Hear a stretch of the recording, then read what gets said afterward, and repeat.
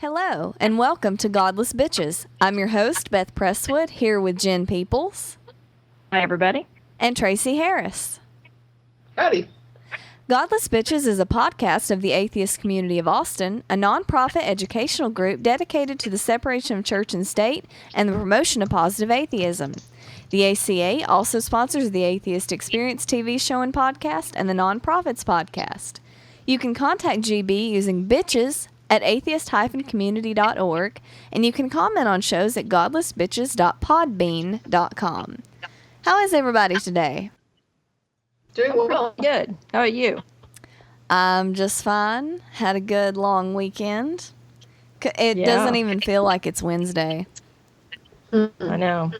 And we finally got the last episode posted yesterday. So we will get this one posted. It's just, I never have music and blah, blah, blah, whatever. So, the big news of the day is something that's been going on all the anti-choice blogs. Live Action is a group, an anti-choice group, that goes on little sting operations to Planned Parenthoods and abortion clinics and tries to get them in trouble. And it's headed by this girl named Lila Rose. And things they've tried to do in the past was prove that Planned Parenthood was not reporting child rape, and other stupid crap. And this time, they went to Planned Parenthood. They took different women, actors and such, to Planned Parenthood to ask about sex selection abortion. And they're now trying to use this to get bans passed on sex selection abortion. And you can see these videos, which, by the way, are always heavily edited, at, I think, liveaction.com. But the reason this hit home for me was the first video that came out was from South Austin Planned Parenthood, which is 1 mile from my work. It is just down the road. And yeah. Isn't that the major clinic where they do a lot of the wellness checks and stuff like that? Well, they do. You know, it's a full service clinic. Wellness checks, contraception. It is, I think, the main abortion place in Austin. Most of the other Planned Parenthood in Austin don't perform abortions. It's actually funny. This one they built in a particular configuration so that protesters can't get close to it. Yeah, which is pretty fucking awesome. It is awesome. Yeah. So you can watch this video, and the thing is, Planned Parenthood is non-judgmental. And they train their staff to be non-judgmental. So when this patient is saying that she's going to abort if it's found to be a girl, it's not a nurse, it's a staff member, is saying, well, you'll have to wait until you're 18 weeks and get an ultrasound and come back for the abortion. And yes, you can get on Medicaid for it. And I hope you get your boy. And people are... Well, first of all, she was fired, and I see no reason why she was fired. Yeah. Nothing she says in the video is illegal. I think it just made Planned Parenthood look bad, and they've been guilty of just going out and firing people who have been in live action videos.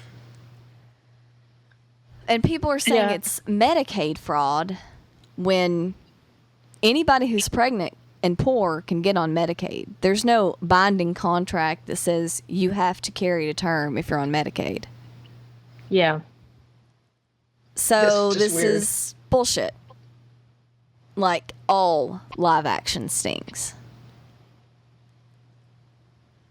Yeah. Well, I mean, and the thing about, if a woman comes in and says, hey, if it's one sex or the other, I'm going to abort because I only want, boy or girl, whatever. I mean, I think, I don't know. I'm uncomfortable with that, but ultimately I support a woman's right to terminate a pregnancy for whatever reason. And I'm not going to substitute my judgment for hers. And, I don't have to agree with her. What I have to do, for my conscience is support her right to make that decision for herself. And, certainly it's not something I'd do, but, I'm not in that situation. And I don't think that the answer to sex selection abortion is not, legislation that says you can't do this.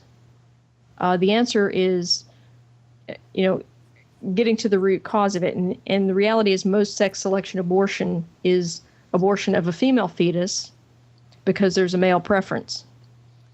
Right. And there are places in the world where sex selection abortion have led to unbalanced gender ratios. In Yes. China and India, the normal gender ratio is 105 boys born for every 100 girls. It's not 50-50 because boys are more prone to birth defects and other problems. So there are places in China, I have seen this statistic. It may not be right. Don't, go emailing me, berating me if it isn't. That there are places in China where it's 120 boys for every 100 girls, or even 150 to every 100 girls. That's because of the one-child policy in China. Yeah. And in other places, it's just due to males having inheritance rights and carrying on the family name and caring for their aging parents.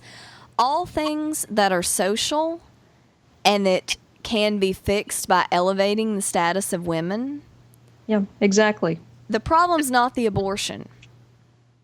The problem with sex selection abortion is sexism, not abortion. Yep, that's exactly right. It's so weird. I mean, to me, it's so weird. I was thinking about this today because I knew we would be talking about it tonight. And I think one of the examples that I gave was when you have a legal activity, you don't make it illegal kind of based on whether or not you like how somebody is utilizing it.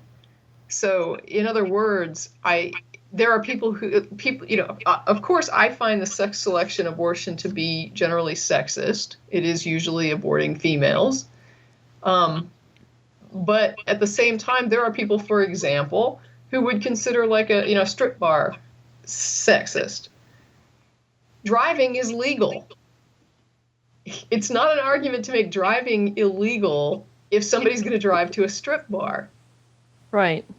In fact, even if you were driving to some horrible illegal thing, it wouldn't be an argument for making driving illegal. It would be, you know what I'm saying? It's like, how does this invalidate driving? And so that's kind of the issue here. It's like people are saying, I don't like what you're using your car for, so I'm going to make it illegal to drive to a strip bar because I don't like strip bars. I find them sexist. And it's like, well, I find the sex selection abortion sexist as well. I'm a female, it could be offensive to me. And yet the reality is that's an issue that when you work out in an education arena, not in laws, that you don't start making legal things illegal because somebody has a sort of an end that you don't like. But the means they're using are completely legal. It's such a weird, it's almost like they just want, they think, I guess, that if you can make something seem repugnant enough, then that's an argument for making it illicit. I don't understand what they think laws are based on. How do they think laws are made and why, what the purpose of laws are? I don't think they think it through. Oh, they don't. They have no idea what laws are for. Laws are there to enforce their personal prejudices. That's exactly what it seems like. And then I was thinking as well, I guess think if you were born with, what would constitute a birth defect. Let's say that I was born without legs. I think most people would consider that a birth defect. And let's say that I had a decent life. I got married, I had a job, I was happy. And I hear all the time about people aborting because there's something wrong with the fetus. And I'm like, wow, my parents could have aborted me because there was something, quote, wrong with me. And yet I'm having a good life and I'm happy and my parents love me and, good family and whatever. And I kind of look at it like, it's almost like they're saying that, that level of choice or prejudice is fine. You can be prejudiced against people with birth defects, but you can't be prejudiced against women. We need to make that illegal. Yeah. Well, the same people who want to make sex selection abortion illegal also want to make it illegal to abort for disability. Yeah, and that's, I think that gets kind of to the crux of the issue. They want to remove all choices. And so by looking at this choice, which is, especially in this country, is an extreme choice. This is not the typical reason that somebody seeks an abortion. Because the reality is most women who choose an abortion don't even know the sex of the child when they have the abortion. So this is an extreme case. And so by demonizing this choice, I think the goal is to demonize all choices. Oh, yes. Any choice is invalid because, they can, it's pretty easy to stir up some moral outrage over sex selection abortion. That's not a hard thing to do. But I look at it as, this is just like some of the other tactics they've used in the past, like that, I think they call it the silent scream, where it was allegedly a fetus being aborted, and it had its mouth open, and they were saying that this fetus that was in the process of being aborted was screaming. Yeah. Which was a complete misrepresentation of, everything about that. And so I think this is another case where they're taking a situation and completely misrepresenting it. Well, yeah, there's no real evidence of sex selection abortion in the U.S. First of all, only about 1.5% of abortions take place after the point at which sex could be determined. Yeah. And most of those are for birth defects. And they have found maybe some evidence of a gender disparity in second and third children of some Asian immigrants. But even then, that particular study, there's problems with it, and there's no gender disparity among the normal birth population. Yeah.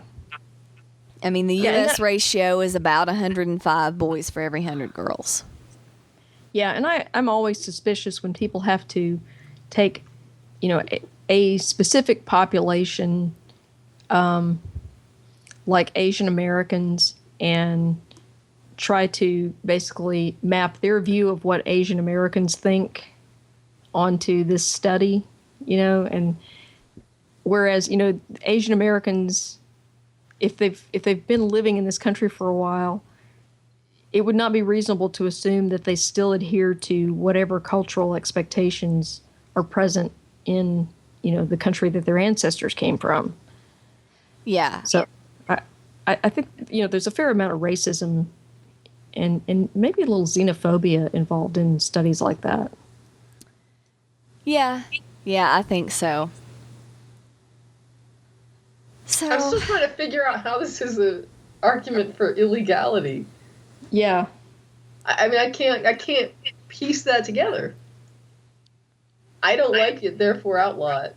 Exactly. That's exactly it. I don't get it. Well, if it became widespread like it is in China and India, which, by the way, it's illegal there, and it still doesn't work because in China there's some infanticide and some neglect. Even when they've made it illegal to find out the sex of a fetus. There are societal problems that come about due to sex selection, but that's still not an argument for illegality. Certainly not an argument for illegality here in America. No, I mean, it's like I can't tell somebody you have to endure a pregnancy. You know, you have to carry a pregnancy to term to have a baby you don't want. And, or to, you know, like, really? I mean, I get to tell somebody that they have to endure a pregnancy? Like, how do I have that kind of power over somebody else's body? Yeah. Yeah. And my reason is I don't think your reason for wanting to not go through a pregnancy is sufficient justification for me to allow you to not endure a pregnancy. It's like, really? Like, who do I think I am? This is crazy. Well, they think they're close to God. And God can tell you what to do with your body. Yeah, well, you know what? God should be able to take care of it. If God doesn't want me to have an abortion, doesn't want somebody else to have an abortion, and he doesn't like their reasons, I'm pretty sure God can stop them. You know? But I don't see him swooping down to put a halt to it. So why don't they just, like, take a cue from their God? Well, God works through them. No, I think God keeps out of it. And I think they ought to keep out of it, too. Yeah. You know, if God wants something done, you know, clearly he's either, you know, he should be capable enough to do what he wants. If he, you know, spit out a universe without a problem, you'd think they'd have a little faith in their own God every now and then. But he seems to need so much help from the fragile mortal humans. Yeah, apparently. Well, I just want to read a little passage from the article that it's something that Lila Rose was saying. Ugh. She said they're trying to deflect away from the real issue, which is that sex selection is posing a huge threat in our country, and they are facilitating the selective termination of little girls. And first of all, that's patently false, because, you know, as Beth noted earlier, the woman was advised that it would be 18 weeks before they could determine the sex of the child anyway. And Planned Parenthood, being non-judgmental, was not facilitating anything at that point other than providing information.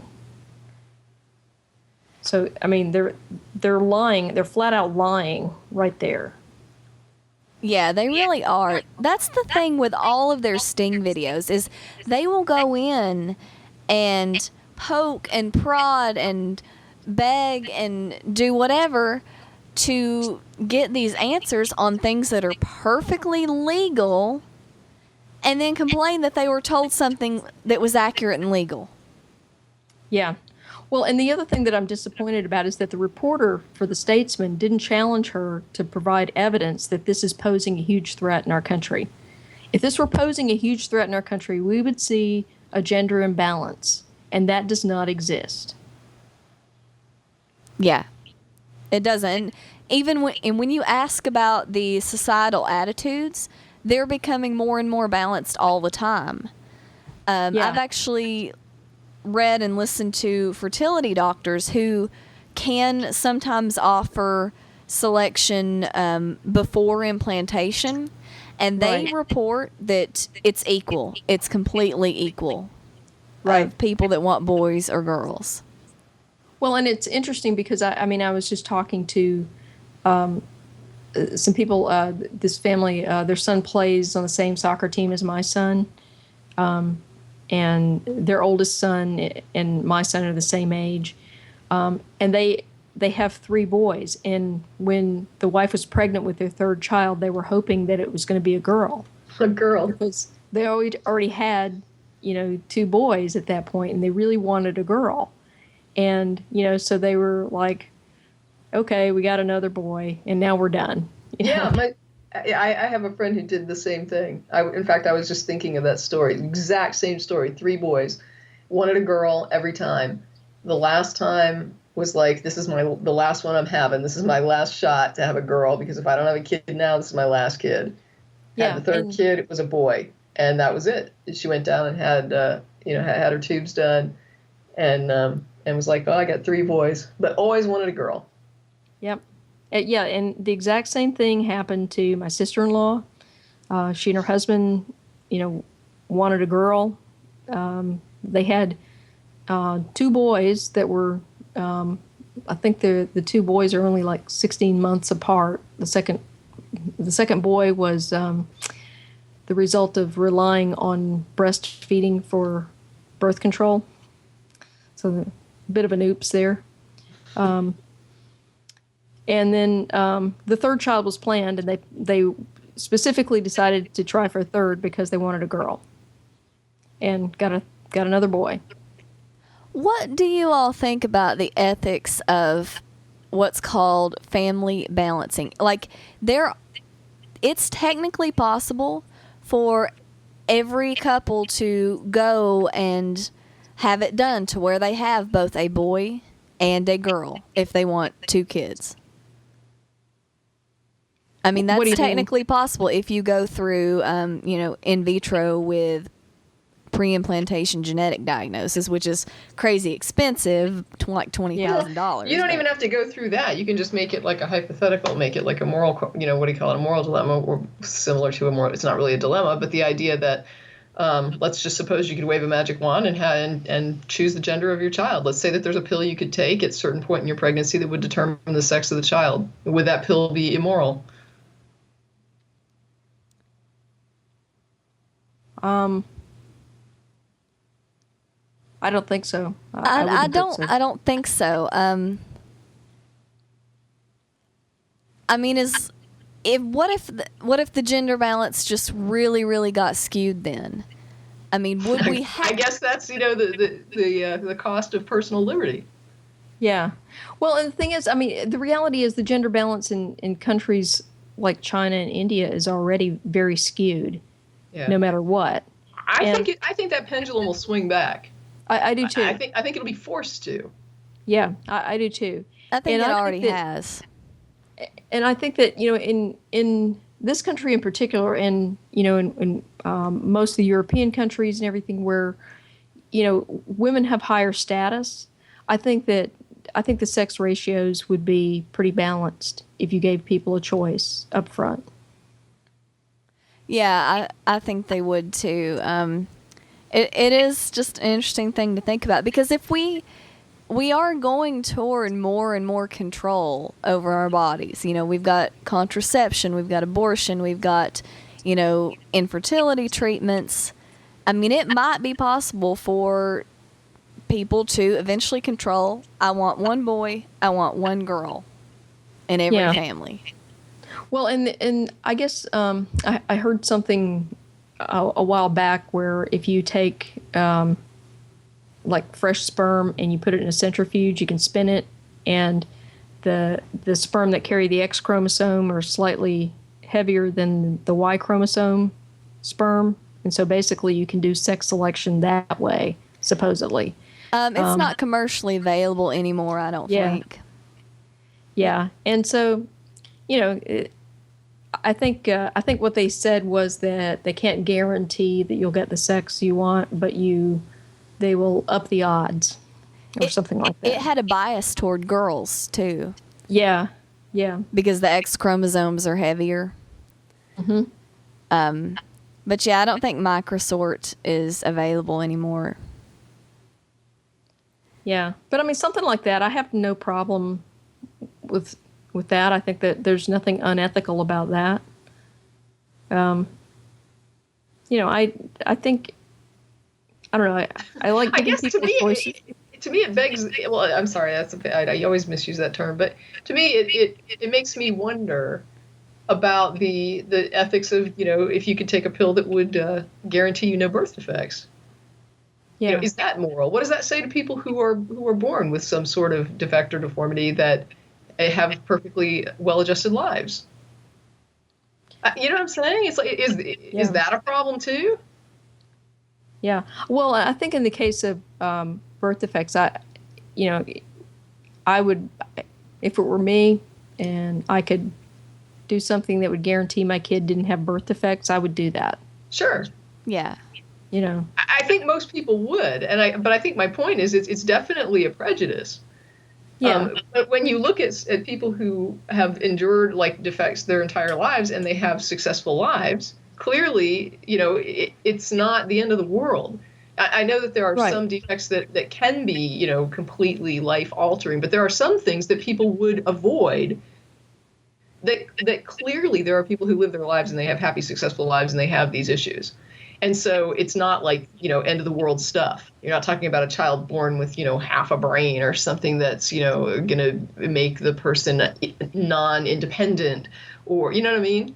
Yeah. These are defects that people can be independent, people can be happy, people can live their lives, people can, go out, have jobs, be families, married, have kids, whatever they want to do because they didn't have a limb or something. And yet, I think most people would do something to adjust that. And I look at it like that, to what degree does it become an irrational prejudice versus just a prejudice?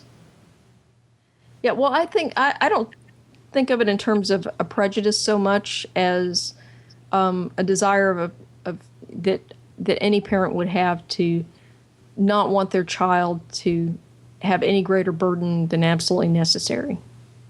So yeah, I understand. I'm just saying that that's sort of a preference in the parent's head. Yeah. Because the kid may be perfectly well adjusted and fine. You know what I'm saying? It might not. They might not even know, like, really care their entire life. They might not even think twice about it. I'm just saying that we tend to look at it like, oh, I wouldn't want this for my child. And I'm thinking to myself, as the person who might have some sort of a defect where I have a successful life, how do I interpret that? Like, am I understanding about it? And I think, well, yeah, there's been times when this was tough and I can understand how somebody would want to avoid that.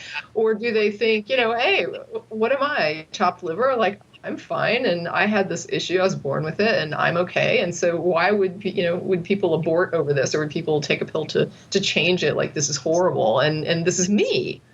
Yeah.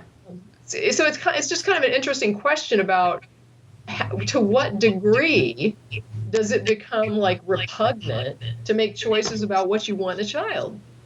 Well, I guess the question I would ask is, if you had someone with that particular birth defect or whatever, if you ask them if you could have been born without this birth defect, would you have wanted that option?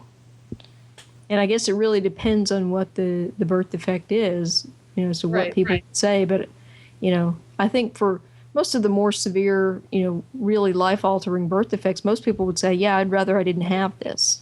What I'm saying, though, is there's kind of a ladder where you can start making these defects less and less and less. And then to what degree does it then become, okay, well, this isn't worth worrying about? You know what I mean? At what point do you tell the person the decision you're making to adjust for this particular attribute of your child is no longer valid? It should no longer be legal. Oh, that people shouldn't have the ability to right. That's what I'm have saying. a child with a birth defect? If a person is saying you can't have an abortion because to choose the sex of your child, I guess my question is then what attributes are you allowed to have abortions for? Like what attributes of your child can you choose to control for, and an abortion is then valid?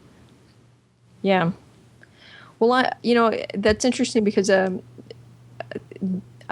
think, well, I knew a guy in Germany. He was a warrant officer pilot, and he and his wife, he was married to a German woman, and they had a child that was born with spina bifida. And it was a pretty severe case, and their child ended up with some really severe limitations as a result of it. And because they were in Germany at the time, abortion wasn't an option for them, so they did not have that choice. And he said, it wasn't a question of whether they loved their child or not. Clearly they did, but he also said that he would not impose that on anyone else, and that if they had another child and they found out that child had spina bifida, that they would choose to abort the child rather than have another child with that birth defect. So, yeah, and I think most people would be sympathetic to that. Yeah. What I'm saying is, where's the line where you stop being sympathetic to what somebody wants for their child? Yeah. And I guess that's where I come down on the idea that even though I may not agree with why someone's choosing to have an abortion, I would still support their right to make that choice no matter what. Right, because I guarantee you somewhere there's a group of people who thinks that it's wrong to abort even for spina bifida. Yeah. Oh, there are. So whose line in the sand do we use? Well, there are people. Yeah, there are people out there who think it's wrong to abort a child for anencephaly. There's no brain. Right. So it's like whose metric of what's acceptable do you want to use for when you can pick and choose? What if the kid is missing a finger? Is that okay? You know what I mean? It's like where do you draw this line? And when, because to me this is not a clear line. No, and that's why there's no.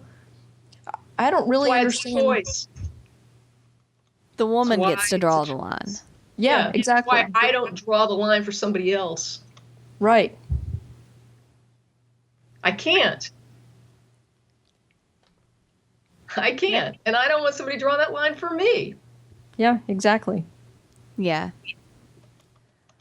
This is why it's a choice, and why choice is important, because people can't agree.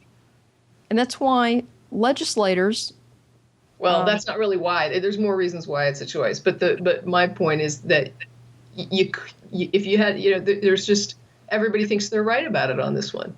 Yeah, and this is one of the reasons why legislators need to stay the hell out of people's personal medical decisions. Woohoo! Yes. All right. Do you have anything more to say on sex selection abortion? If not, we will go right on to the next story. All right. Serpent handling preacher dies after being bitten by a snake. This is from NewYorkDailyNews.com. A West Virginia preacher famous for holding dangerous snakes during sermons has died after a rattlesnake bit him last weekend. Mark Randall Mack Walford, 44, was bitten during a Memorial Day gathering at a park. His birthday was Saturday, and all he wanted to do is get his brothers and sisters in church together, his sister Robin told the newspaper. So, yes. Snake handling churches, which I will be glad to report, began in Cleveland, Tennessee, my hometown, with a guy who took one verse in the Bible out of context and built a whole denomination around it, and then himself died of a snake bite. Yeah. And this particular guy, this Mark Walford, his father died exactly the same way. So apparently, if God is supposed to protect you from the snake's venom, God's busy smiting his whole family line here, because it seems like, he's killing the father and then the son in an identical way. Mm-hmm. But listening to or reading about the description of what happened, I mean, this guy, he was bitten by a timber rattler that he had, I guess, put down on the ground next to him, and he sat down next to it, which is dumb. If there's a timber rattler in the room, leave. Go somewhere else. So he sits down, and this thing bit him on the thigh. Well, then he decides, okay, church is over, and he goes to, I guess, a church member's house to recover. And I think they said that about an hour and a half after the bite, it became obvious that he was not going to recover. And so they prayed really hard. Yeah. And so I think they waited something like 10 hours, and then they called the ambulance. Well, they're not really supposed to get medical treatment after they're bitten, because if they were bitten, it's because there was sin. Yeah, well, apparently there was some kind of unresolved sin there. Because, well, and if you have to call an ambulance, you're not praying hard enough. That's right. Hell yeah. And you know, God apparently said, fuck you, and, you know. And so anyway, I guess by the time they got him to the hospital, they just pronounced him dead. But snake bites are excruciating. Rattlesnake bites. And I isn't it like it's tissue death, right? I mean, isn't it just like rapid tissue death? Well, I mean, with rattlesnakes, it's the venom. It depends on the type of snake, but there's necropsy or whatever. Yeah, there's a hemotoxin in there. There's also a neurotoxin, so it actually attacks your nervous system as well. And the pain is excruciating. And I can actually speak from experience here, because when I was 5 years old, I was bitten by 2 pygmy rattlers. Wow. Yeah. Because you didn't have enough faith. That's right. Yes. You shouldn't have been handling snakes. So what were you doing? Were you just like playing outside? Did you like poke them or like what? I didn't even actually know they were there until they bit me. Yeah. Our parents were playing cards, and we were at a neighbor's house, and they had recently fertilized their grass, and so they had this like lush green grass that had grown up. It wasn't knee high yet, but it was getting pretty long. And there was this big clump of grass, and we were all a bunch of kids out there playing. We were all just jumping over this clump of grass. And for whatever reason, I decided to run through the clump of grass. And there were apparently 2 rattlesnakes laying there, and I stepped on one, and it bit me, and the one laying next to it bit me as well. It's not funny, but all I can think of is, wow, gorgeous lawn. Is it full of snakes?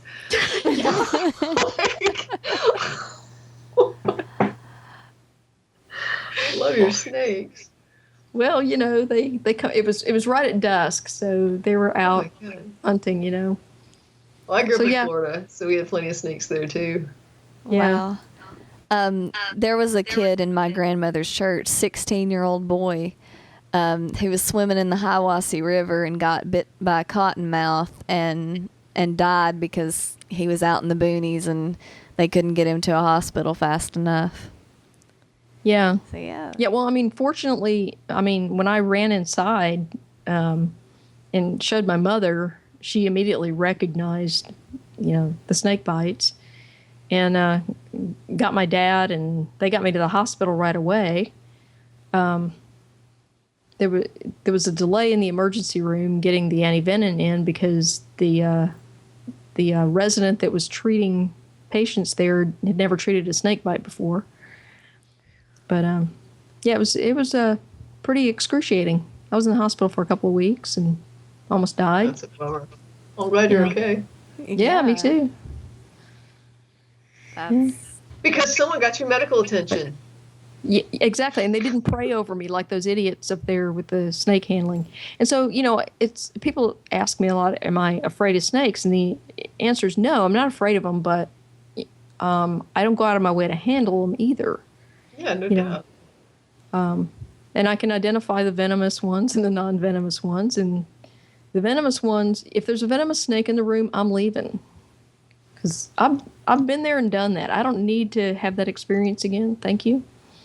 Yeah, It is weird though the way they look at it is kind of like they'll say you get bit by a snake or whatever, or somebody gets sick, and they'll pray and if God wants you to live, you'll live, and if God wants you to die, you'll die, and then they don't take you to a hospital, and then you die, and so then you have the situation where it's like, why don't they take you to the hospital and then say if God wants you to die, He'll kill you? Yeah. Yeah, just exactly. Yeah, if God wants you to die, God there. It's like, why? Yeah, if God wants you to die, none of this medical treatment will work. Yeah, it's not going to help. But we figured we'd take you anyway. Yeah. But if God wants you to die, it's in God's hands now. Yeah. If I get bit by a snake again, or if I suffer some serious injury, take me to the hospital, please. We will. All right. Jen, did you have a story? Yeah, actually, I do.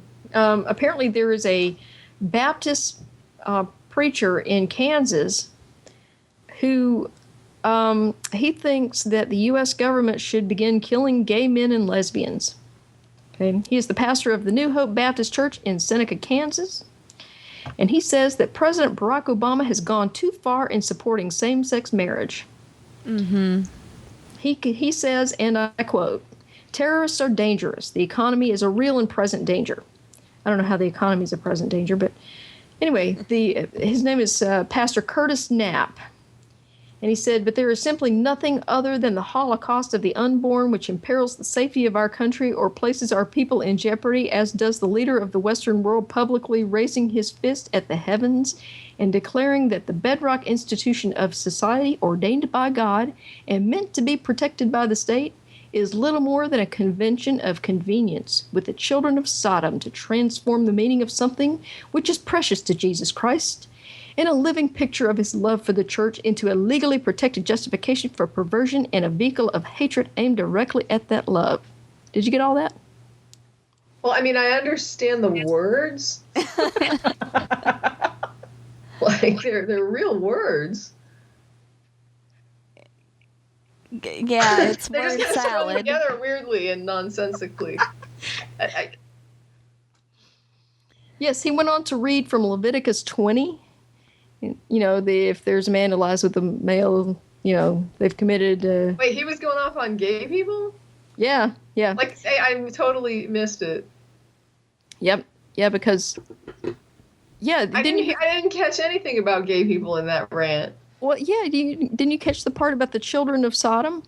I did, but I was like waiting for the abortion reference. I was like, I don't understand. Like, Because gays have abortions. Children. What about the children? Well, I'm like trying to figure out who these kids are.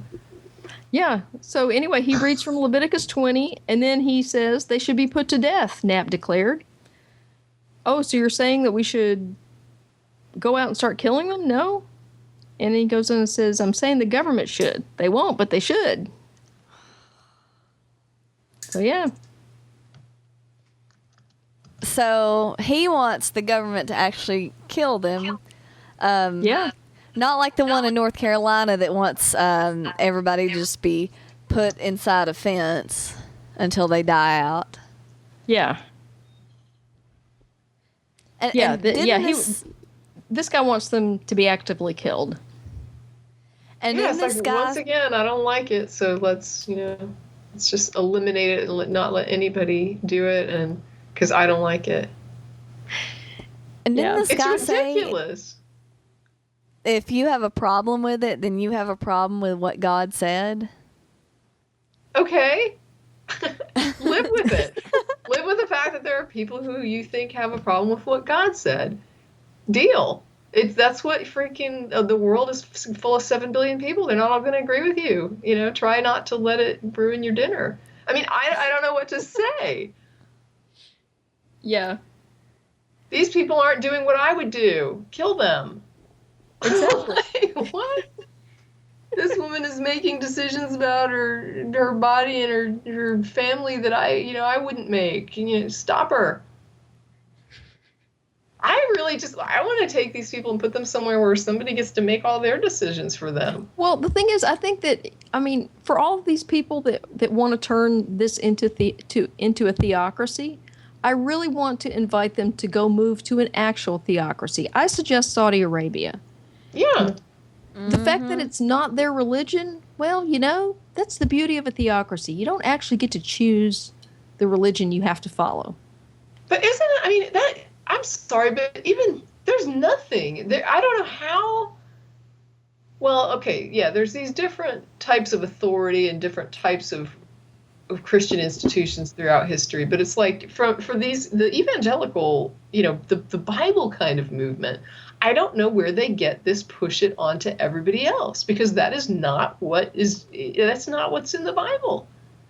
I don't know where they're getting it, because that religion, like, there's examples of Jesus in their Bible, preaching and talking about preaching and saying basically that when you give somebody good advice or you give them something, tell them a good message and they reject it, that you just move along.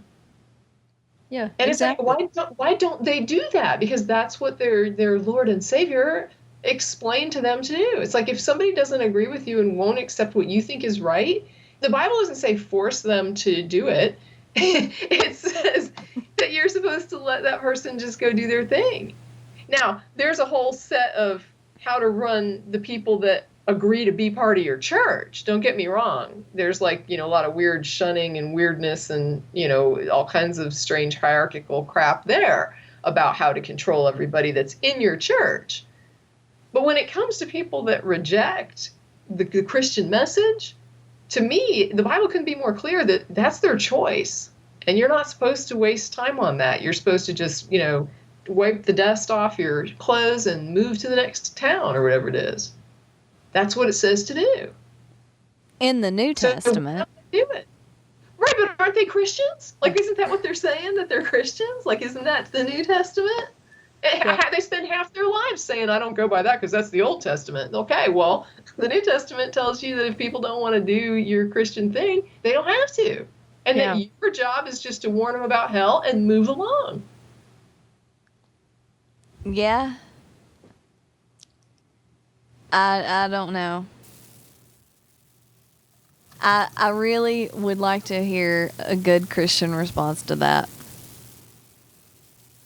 And there are Christians that believe that. There's lots of them. That you move along. Yes. Yeah. I know people who are Christian who are they're not out there pushing everything on everyone. Yeah, absolutely.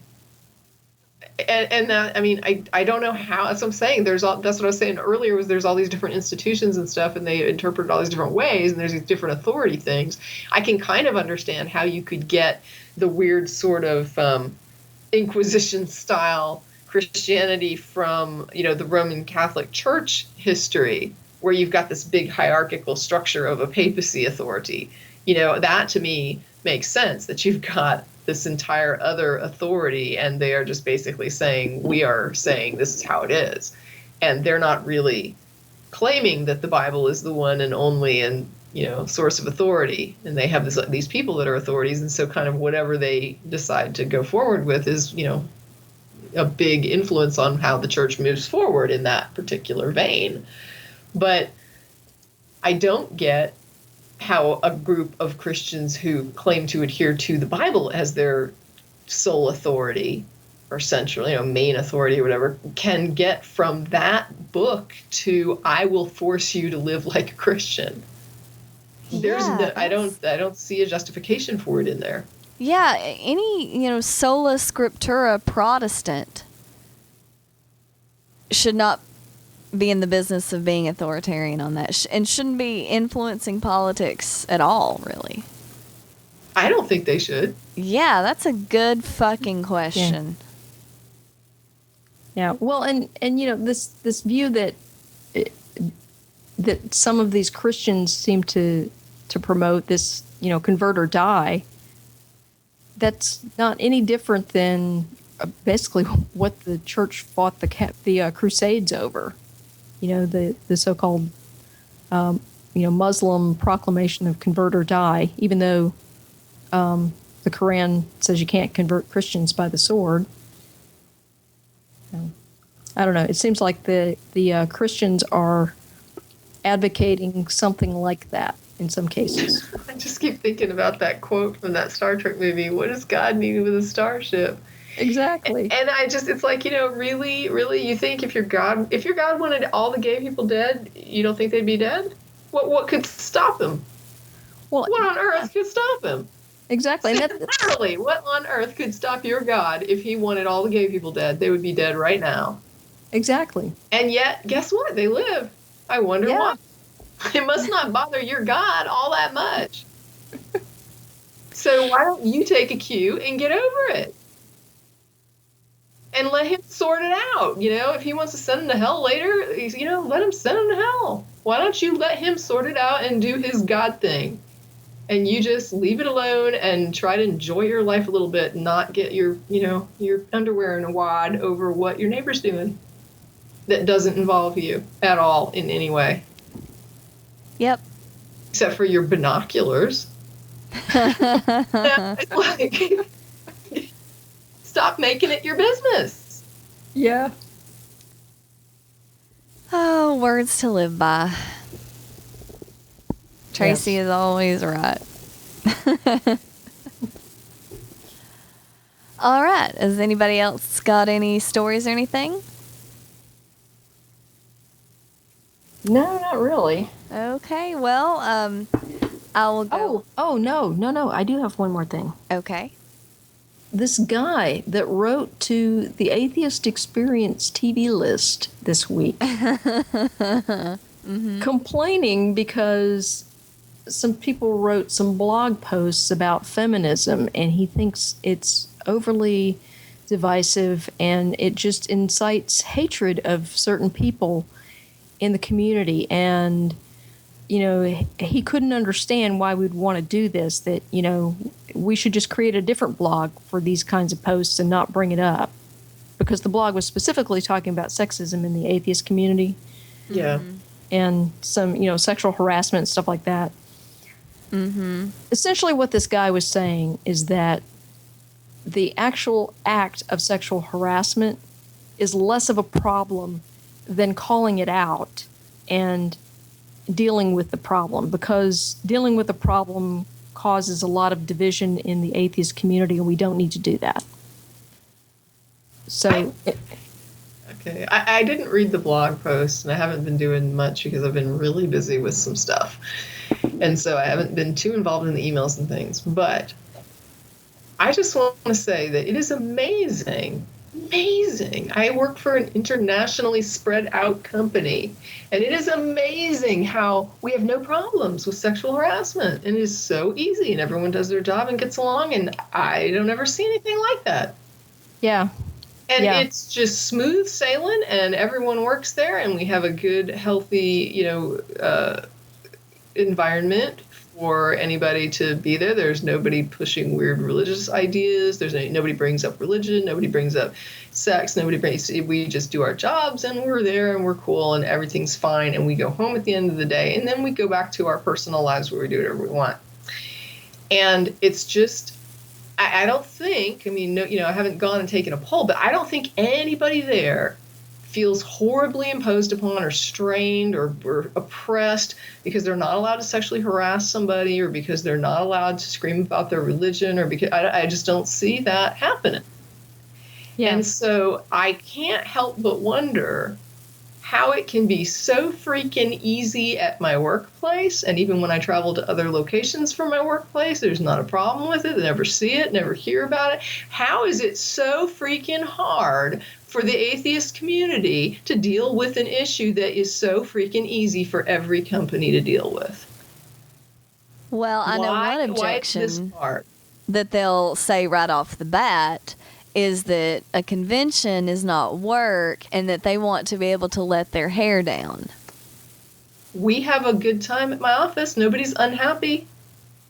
I don't know what it is these people need that is like, that is like, what is it that you want to do that you can feel oppressed and unable to do?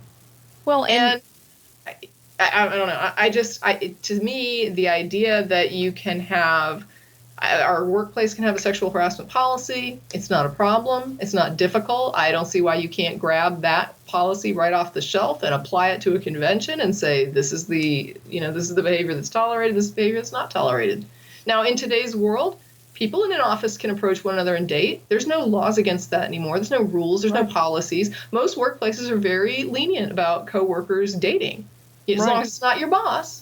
So nobody's even infringed upon to ask out a coworker, you know what I mean? It's like you can actually have these relationships that happen in the workplace, and it's still in line with the policies of sexual harassment. So there is no reason that you shouldn't be able to talk and ask somebody out, or, be respectful and have this occur. If it can happen in an office with a sexual harassment policy where everybody feels comfortable, why can't you do it at a convention? Yeah. Well, and in this guy's case, he's not even complaining about, having a sexual harassment policy. His complaint was that we should not even have brought it up on the blog, because the mere act of bringing it up on the blog causes division within, among atheists, and we can't have that. I just don't understand what the division's about. Well, I don't understand. His thing is that basically talking about feminism and sexual harassment and stuff like that is just too emotionally charged, and everybody goes into their own extreme positions, and nothing gets accomplished, and it's really dragging down the atheist movement, and we just can't have this. Yeah, women should just shut up, because demanding their rights is just inconvenient. Everybody that's an adult that attends a convention where people have paid to be there and enjoy themselves needs to behave like adults. Well, I think they should behave like professionals. They should behave like adults when you're in there and you're in mixed company and these are people that you don't know that you're just meeting. It would behoove you to, I don't know, maybe be polite. Just exercise some consideration and some I don't even know what to call it. Just, can you not be polite and considerate to people that you don't know that you're just meeting? Is that too much of an imposition? Well, and I agree. And the other thing is, not talking about these issues that have come up does not make them go away. And so that seems to be this guy's thing, is that, just merely talking about it makes him uncomfortable. And he doesn't want it brought up, in an atheist blog. And it's like, it's a problem at atheist events. And it's entirely appropriate to talk about this on an atheist blog. This isn't some, theoretical thing that's happening out there in the world. This is really happening. Some people really are being sexually harassed, at conventions or whatever. We don't really know how prevalent the problem is, because, everybody's had this policy of basically don't ask, don't tell, and we know how well those sorts of things work out. So, by bringing it to light, we're trying to get a handle on just how prevalent is this, and basically communicate better standards of behavior for everyone. To me, I don't understand, how do people not know what a decent standard of behavior is, because you can barely work at a company today without understanding that. I don't know who are these people that don't get it. Yeah, I don't know. And I would like to know what they do for a living and why they think that would be appropriate behavior in, a if you wouldn't do it in your workplace, don't do it at a convention where you're, obviously, people will drink and stuff, and, you're going to drink at a convention, whatever. And I think in the past, I've said publicly on this program that, I have a little flexibility when somebody's been drinking, when somebody's crap-faced and, being an idiot in the bar. I do understand that the next day this person may be, mature again and apologetic. And that you can't really judge them based on being crap-faced, full of whatever they're drinking that night. It might have been a bad judgment to get that rocked, but once they're rocked, they really can't be responsible for what they're doing. Well, and I understand that. And so the next day I expect them to grasp that they were an idiot the night before. Well, but go ahead. I would say that, someone who's an adult who's, been drunk more than a couple of times, they probably know how they get when they have alcohol. Sure. And if they go out there and they get shit-faced knowing that they misbehave, then now I think getting drunk is an excuse for misbehavior, and I have very little tolerance for that. To me, at that point, the excessive alcohol use becomes not a mitigating factor, but, more of an aggravating factor. Yeah, I understand what you're saying. Well, the thing is that just because you were repressed under Christianity doesn't mean when you become an atheist that you immediately run in the opposite direction of letting it all hang out all the time and having no decorum whatsoever when it comes to sex. Yeah, my thing is, I don't see how letting it all hang out should include, disrespecting people, being rude to them, being impolite, being inconsiderate, being, an ass. Yeah. And that to me is not this, letting it all hang out it should be having fun, not having fun at other people's expense. Yeah, and did you all hear there was on the skepchick.org blog, there was a post by one of the skeptics, Elise, about how she spoke at a convention, and after the convention was officially over, I think, she was approached by a couple who handed her a card that was, they handed it to her upside down, and then they left, and when she turned it over, it was a nude picture with their contact information on it. So all their junk hanging out right in her face, and she'd been handed this after being a speaker at this convention. Yeah, I mean, why would you just assume that somebody would want to see that? Yeah. Like, that's what I don't get. It's like, would you not just ask somebody before you hand them that if this is something they would be into? I mean, why would you just present a person with that and then assume that they're going to, like, that this is what they're into and that they like this and that this is not going to be something that they're just like, what the fuck? Why are you handing me this? What makes you think I want to see it? Well, yeah, because, I mean, I think some people can't seem to understand that, okay, the behavior that that is considered acceptable inside a sex club is not the same behavior that's considered acceptable at an atheist convention. Yeah, this wasn't a if you don't know me, don't assume. Don't assume I'm going to like it. Don't assume that I want to see it. A lot of the stuff that, some of the things that I've heard, it wouldn't be acceptable in a sex club either.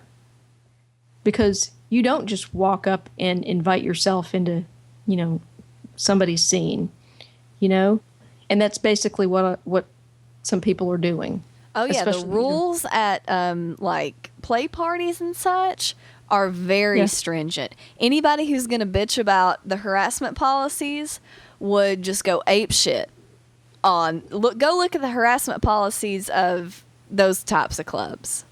Yeah. Yeah, well, I mean, go to a strip club and put your hands on that girl and see what happens. Yeah. Yeah. Yeah. I mean, there are, yeah. This is, I don't know. I don't even know. To me, it's such a, I don't know. I just get to personally, I guess, what's the word? I want to say disgusted. Like, I don't know what else to call it. It's just like, I don't like it to a degree that I think the person isn't even worth my time when somebody just behaves in a way that is completely inconsiderate. Yeah, and a lot of people have been, emailing us and talking about stuff saying, oh, well, this is going to stop all flirting and all hooking up and everything. And it's just not. This couple that just blatantly shoved their junk in somebody's face with no warning. Yeah. Me and Matt have been around people, like maybe a couple at a convention or another person, and, we would start drinking, we would start talking, we'd talk about the thing Daryl Ray said in his sex talk, and, the conversation might drift into, oh, well, we're poly, oh, well, we're not, and you know what? We got the vibe that maybe these people want to do something with us. We kind of said something that led them to believe that we would not want to. And, a second later, conversation went on to something else. Everything was fine. They didn't need to do something inappropriate to display their interest in us. And we didn't need to be mean to them or push them off to say that we weren't interested. Right. It happened why can't you naturally. express it tastefully? Why can't you just put some thought into what you want to say and what you want to express and not just be like a blunt idiot? Like, there's a way to be direct about what you want and not rude about what you want and not be passive aggressive about what you want. You really can't, there's like a billion words and ways to communicate a message. So don't tell me that it's either being a blunt jerk or having to find some metaphorical workaround. No, just you can say what you want in a politic way that is inoffensive and not, like shoving something in someone's face that they're not going to be comfortable with or potentially not comfortable with. You don't know because you don't know the person. So don't make those kinds of assumptions when you're going to do something crazy. And I remember one time going to, I don't know how many like people are in the audience, whatever, have ever gone to like nude beaches, but we have a nude beach here in Austin. And I have been there, and I was there, and there was like a gentleman who approached me, and we just got to talking, and it's, people socialize there. It's not unusual. So we were chatting. And he says to me, he's talking about, he does like, what do you call it? Some kind of physical training. And he was just like, well, I have this girlfriend and blah, blah, blah. And eventually he was just going on about his girlfriend. And I found it kind of sweet. He's talking about his girlfriend. And he said, would you like to see a picture? And I said, sure. And so he hands me this, I guess like it's a wallet and it's got like photos. And the first picture is kind of unflattering. She just looked like she just rolled out of bed. Her hair was kind of messed up and she's wearing a t-shirt and she's like sitting on the couch. And I thought that's kind of an odd, most people in their wallet, they keep like photos that are, more tailored. You know what I mean? Mm-hmm. Like usually you have like nice shots of people, not like she just rolled out of bed. Yeah. And I thought, okay, well, that's a little strange. And I flipped the picture and it's like another shot that's kind of messy and I don't know what. And then eventually I like turn the frame and she's exposed. And I was like, oh, and then I clued in. I was like, okay, now the light bulb has come on. And I understand why you're showing me pictures of your girlfriend and why we're talking about your girlfriend. And so I closed the wallet and I handed it back to him. And I said, oh, I didn't realize that it was those types of photos that you wanted to show me. But, thank you, but no thank you. And he said, well, I didn't mean to offend you. And I said, I'm not offended. I just didn't expect it. And he said, well, I don't understand. Why are you here then? Really, seriously, why am I here then? Because the only reason I could have possibly went to a nude beach that day was because I want to hook up with you and your girlfriend and have sex. That's the only reason anybody comes to Hippie Hollow. We're looking for you and her. We've heard that you're looking for a third person, and we all have come here hoping to be selected. That's our purpose in being here. Seriously? I mean, there's like so many different people there for so many different reasons. And in fact, huge section of that park is gay. So it's like, okay, what made you think I didn't, make the assumption that I'm there and there's a bunch of gay guys? What made you think I was looking for a straight guy to hook up with? Yeah. Maybe I just came to hang out and I don't know. And if you want to talk, I can talk, but I didn't ask you to shove naked pictures of your girlfriend in my face. And when you asked me if I want to see pictures of her, I don't assume I know what that means. You didn't hint at all that there was like, some ulterior motive here of like a sexual threesome. You should say to me and my girlfriend, even if you want to say like, look, we swing sometimes. Are you into that at all? And I can say, no, thank you. And then you can go move along to the next person that you think might be a candidate. And then everything's fine. Just say what you mean. Don't hand me naked pictures of your girlfriend. And no, I'm not offended, but it's just crass. It's crass. Use a little discretion. Don't be an idiot. Yeah, and exactly. And that's a situation where definitely just being upfront about what you want would have been a lot easier on everybody. And just as an aside, here he's all, miss my sweet girlfriend. I love my girlfriend. Would you like to see my girlfriend? And I'm thinking, oh, that's so cute. He loves his girlfriend, and he wants to show pictures of his girlfriend. And it's like, wait, she doesn't. The heck is this? Yeah. Oh, whoops. Sorry, I thought it was something else. Well, that and they had to be the only straight swinging couple looking for a third who weren't trolling the local women's bar downtown. So. I don't know. I really don't know. But I mean, I've had so many experiences there and they've been so different. And, it's like just, I remember the creepy guy that was masturbating and following me around the park. Not okay. Not okay. Yeah. Like in any universe, that is not okay. Don't hide in the bushes and masturbate to a woman lying on the beach. I don't care if she's naked. It doesn't matter. You're being very freakish. There's like a park full of people and you're the only one doing that. Get a clue. You know what I'm saying? And there's other people I hooked up with there, and we've had a good time and just like, fun talking all day. Sometimes when I leave, people would ask, and this is before I was married, I would leave and sometimes people would ask for my number. Sometimes they would never ask for my number. We just have a great day. I'd never see them again. There's lots of people there for lots of different reasons. So don't make weird assumptions, and it's like, no, I'm not uncomfortable seeing naked people, but if you have a proposition, shoving naked pictures in my face is not the way to get that through my head. It's like, give me some, like you were saying, just like Beth was saying, it's like you make a proposition that's you might joke about it a little bit, just kind of get a feel for, is this person comfortable with this? Is this something they're into? Yeah, me and my girlfriend are into it, but is she into it? He knew nothing about me other than this little chat we're having. And it's just like, oh, come on. Give me a hint, at least something to react to before you shove your naked girlfriend in my face. Well, yeah, and it's, people are going to be like, well, I can't flirt. Da, da. I have looked at naked pictures of people at atheist conventions. And you know how it happens? It happens like people get to talking and they're like, I'm like, oh, what do you do? And they're like, well, I'm a stripper, or I'm a burlesque dancer, or I'm some other variety of sex worker. And I'm like, oh, cool. And they're like, do you want to see some of my work? Do you want to see some pictures? And I say, oh, yes, that sounds lovely. And I consent to seeing pictures that are nude or topless or things like that. Yeah. And you would expect it based on that conversation.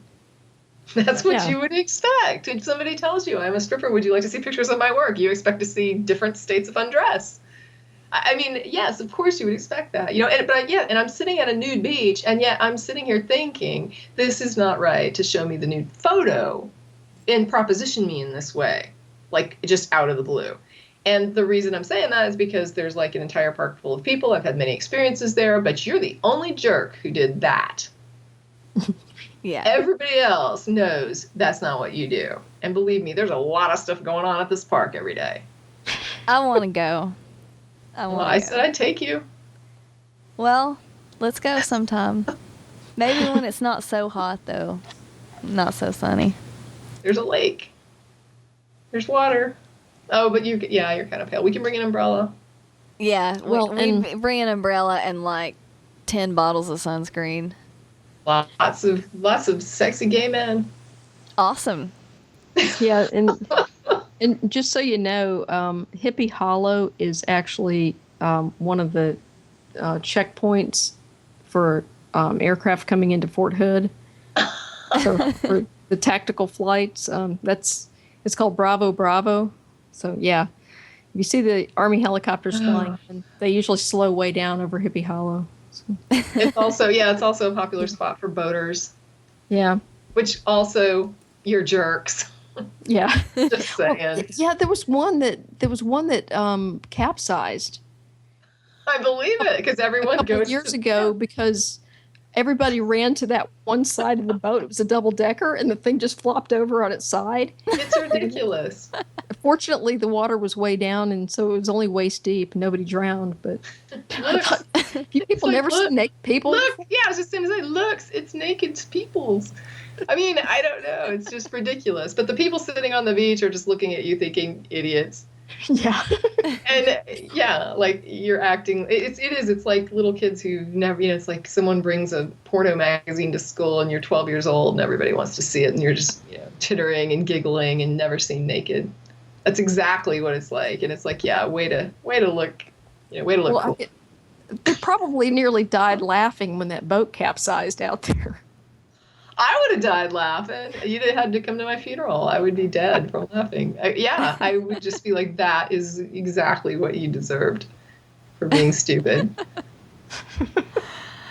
All right. Well, so we talked about, so now we're to naked people and getting naked at Hippie Hollow. Next, I suppose we need condoms. Or not. I don't.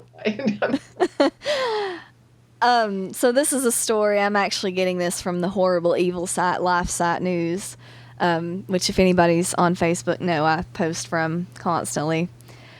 So the Bedford-Stuyvesant Preparatory School was going to accept condoms from Envy Healthcare, a manufacturer based in New York State, and they were going to have these in baskets or boxes or whatever as the high schoolers left the prom. And Daryl Rasco, the principal, had approved this and said, you know, this is for health reasons. As they leave the prom, they're welcome to it. We're not forcing it on anybody. But he received so much outcry that they canceled this condom distribution plan. So now the kids at this school are going to have to buy their own condoms, which, you know. But yeah, they're not going to be right there. They're not going to be accessible. And who knows what's going to happen from that? Maybe unwanted pregnancies and STDs. Yeah.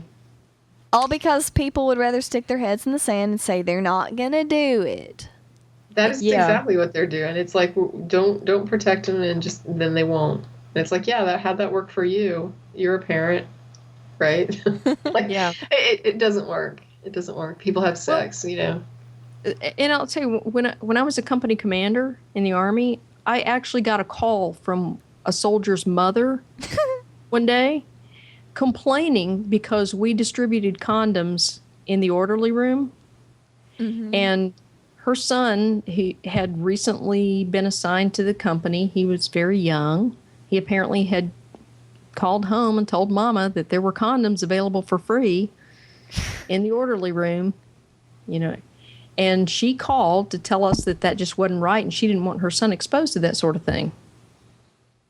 Why did he tell his mommy that there were condoms there?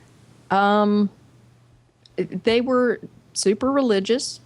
He just, you know, he apparently thought my company was a den of inequity because, you know, female company commander, and, you know, now we're handing out condoms, you know, and we even had people in the company designated to provide instruction on how to properly don the condom, using a banana, of course. But, you know, he just thought that was, you know, we were just living in sin. And I guess he had to tell his mama, and she decided to call me. What'd you tell her? I told her that the condom distributions would continue, and I would make sure that her son got appropriate instruction. Did she cuss somebody you out needs or to tell make you sure you he were going gets to hell or instructed. anything? What's that? Did she cuss you out or tell you you were going to hell or anything? No, she asked who my commander was, and so I gave her his name and number. Uh-huh. I thought that'll be an interesting conversation. Uh-huh. Yeah, you have to be nuts to be anti-condom. You really have to be nuts. Yeah. Well, and the thing is, I mean, they're free in the Army anyway. You can go to any troop medical clinic and ask for condoms, and they'll give them to you. And that's all I did. Is I went down there and I said, "Give me a box of them. I'm going to maintain them in the orderly room, and, you know, we know these are good. They're stored properly. They're not past their expiration date, and, you know, they're right here if anybody needs them." So we every Friday at the safety briefing, we encouraged people to take one more than they thought they'd need for the weekend. I guess the thing is, if you're a parent and you're freaking out about condoms, if you're right and your kid doesn't need one because they're not having sex and they're the angel that you dream they are, then letting them have one, it won't matter because it'll just you know, gather dust in their pocket Or be a balloon. But if they aren't exactly what you're, you know, dreaming of, then it's probably like the best idea in the world that they have that condom. Yeah. And you really, really want them to have it in case you're wrong. You know, it's like, if you're right, you got nothing to lose. If you're wrong, you got a lot to lose. if you so it's like either way, there's no it's a win. It's like a no lose situation to give your kid that condom. Yep. If they're not having sex, it doesn't hurt them to have it, carry it around. If they are having sex, it's a huge help. Yeah. Yep. And I can't tell you how many times I got a little note from the Troop Medical Clinic saying send Private so-and-so down to the medical clinic. He needs to see the doc. And you get a note like that, and it's got no other information on there, but you know what that's for. Sure. That's an STD check, because somebody that he had sex with came in, tested positive, and they said, okay, this is one of my contacts, and so now they're following up because that's what you got to do. Mm-hmm.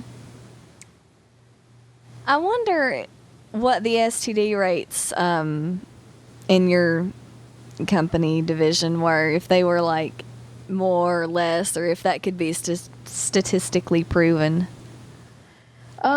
There's no way to know, and part of it is there was a time when the Army criminalized STDs. Basically, if you contracted an STD, that was considered a disciplinary infraction, and you got punished. And so what was happening was that people weren't coming in for treatment. Ugh, yeah, that's brilliant. And then they would go home and they would have a chronic, STD, and they would, if they were still infectious, they would infect their spouse, and it was just this chain of infection going on because of a bad policy. So the Army decriminalized that and said, we're not. It's not even any of the chain of command's business anymore.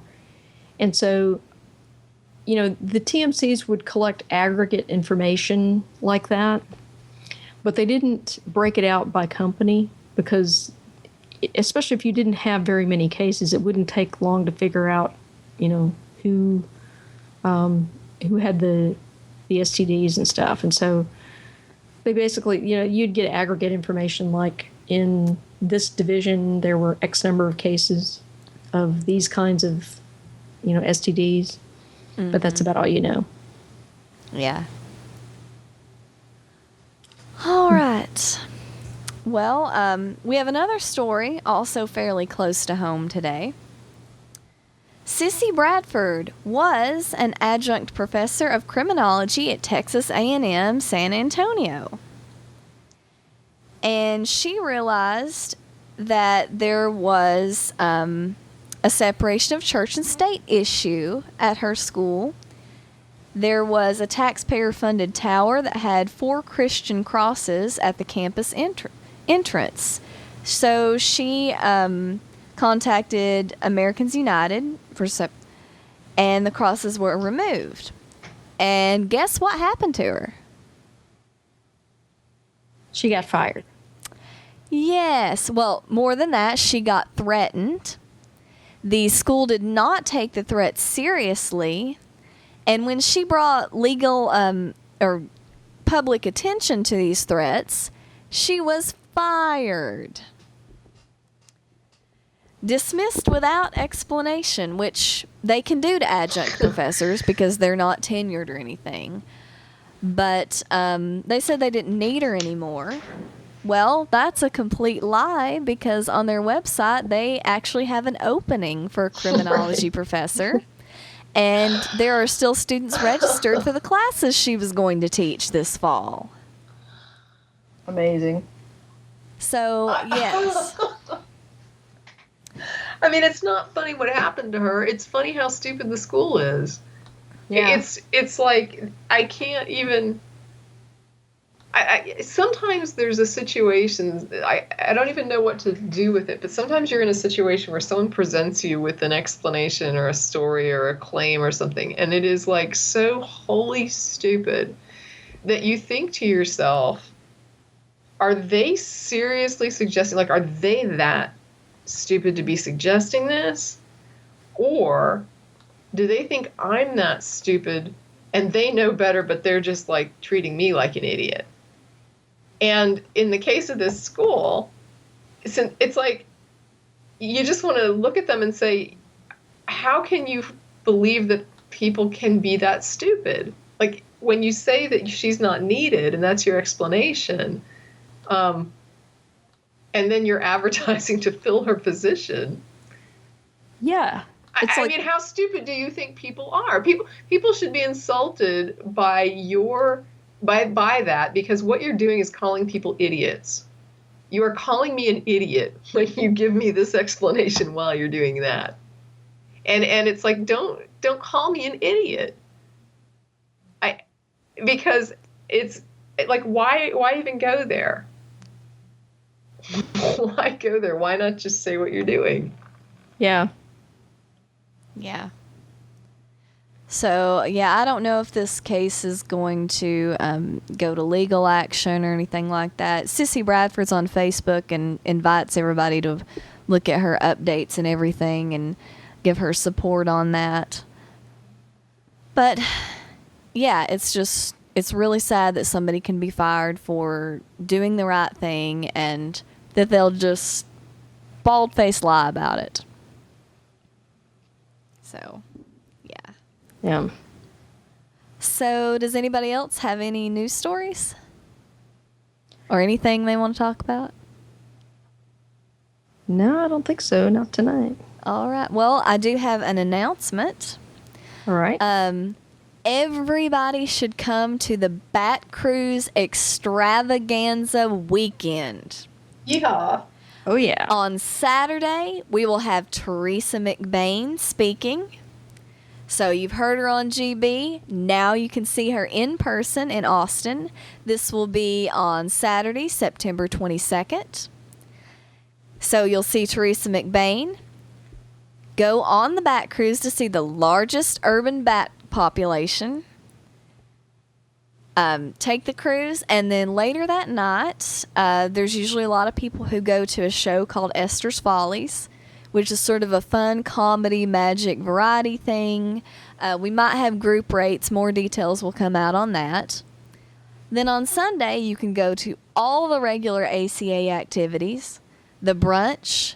You can come into the studio and watch the show live, and then go out to El Arroyo after. So more information will be coming out on that, and registration will be up fairly soon. But, book your calendar now. Put in your vacation request. It's going to be awesome. And we've had people come from Canada before. So this is not just an Austin thing. It's a fun time. Yeah, it's going to be awesome. And I think we even have a bigger boat this year. Oh, wow. Yeah, I think so. We're looking at possibly up to 200 people. That's crazy. Yes. Yeah, and for those who've been on the Bat Cruise before and who are not aware, there was a fire out there at Capital Cruises, and so the boat that we used in the past burned down. And so this is a new boat. It's bigger. Yeah. So we're going to have fun. Bigger and better, and everybody come out. I will post it on Facebook. It will be on the ACA page when you can sign up. And I think tickets are $30. Don't quote me on that. They'll be about that. Yeah. I think it's going to be in about the $30 range. Yeah. All right. Well, that is all I have to share about GB. Remember, you can contact us at bitches@atheist-community.org. So this is Beth signing out. This is Jen. Good night. This is Tracie. Have a good night. Bye.